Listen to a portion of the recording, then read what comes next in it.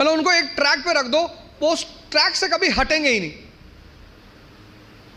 उतना ही करेंगे जितना बताया जाएगा, उतना ही बोलेंगे जितना कहा जाएगा।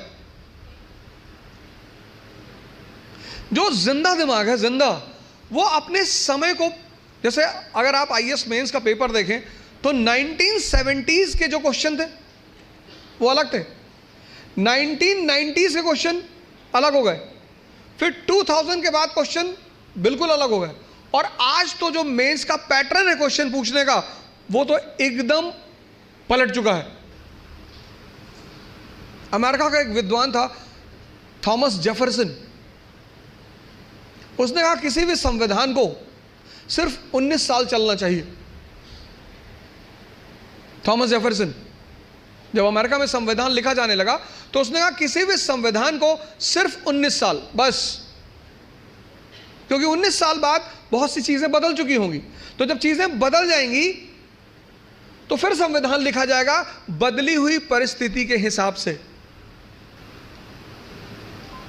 गावस्कर किसी जमाने में क्रिकेट के सुपरस्टार थे, गावस्कर को रिप्लेस किया सचिन तेंदुलकर ने, सचिन तेंदुलकर को रिप्लेस किया विराट कोहली ने, अब विराट कोहली को भी कोई रिप्लेस करेगा।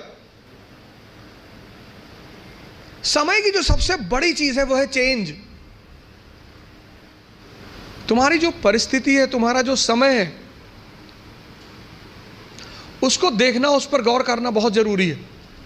अगर तुम अपने समय को नहीं, उस परिस्थिति को नहीं पहचानते।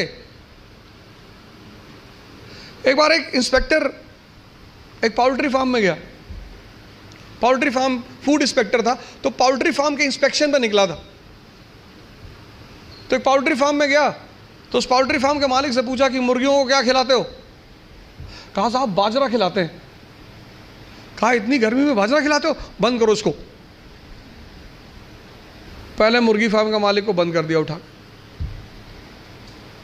दूसरे मुर्गी फार्म में गया, उसने पूछा क्या खिलाते हो मुर्गी को?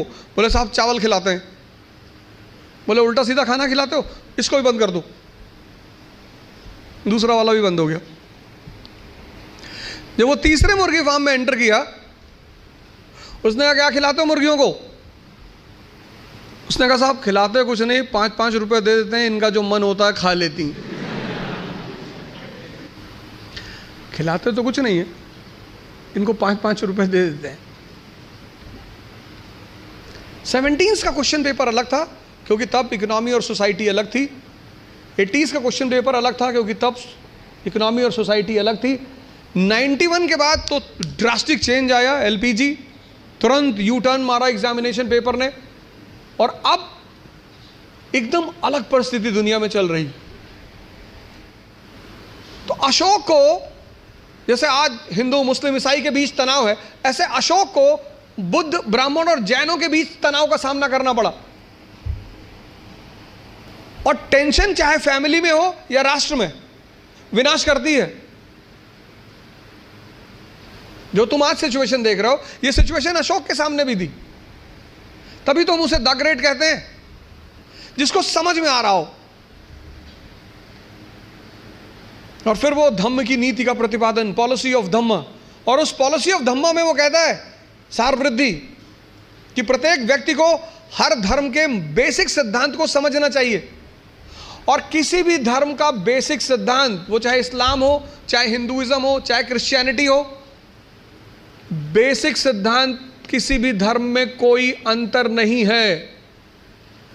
बेसिक सिद्धांत इस्लाम, क्रिश्चियनिटी, इसी पे तो दाराशिको ने किताब लिखी थी, Majmul Bahrain, the meeting of two oceans, Islam and Hinduism. वो जो अशोक के समय परिस्थिति थी, बुद्धिस्ट ब्राह्मण और जैनों के बीच तनाव, वही परिस्थिति मेडिवल इंडिया में अकबर के सामने थी। हिंदू, मुसलमान, और फिर उनके विभिन्न डिफरेंट सेक्ट्स, संप्रदाय, शिया, सुन्नी, शैवाइट, वैष्णवाइट। तो उसने भी फिर कहा कि नहीं नहीं, इस तनाव को कम करना है, तो तौहीद इलाही, तौहीद इलाही। अब जब तुम मेंस में आंसर लिखते हो तो तुम्हें ये कंपैरिजन दिखाना पड़ेगा।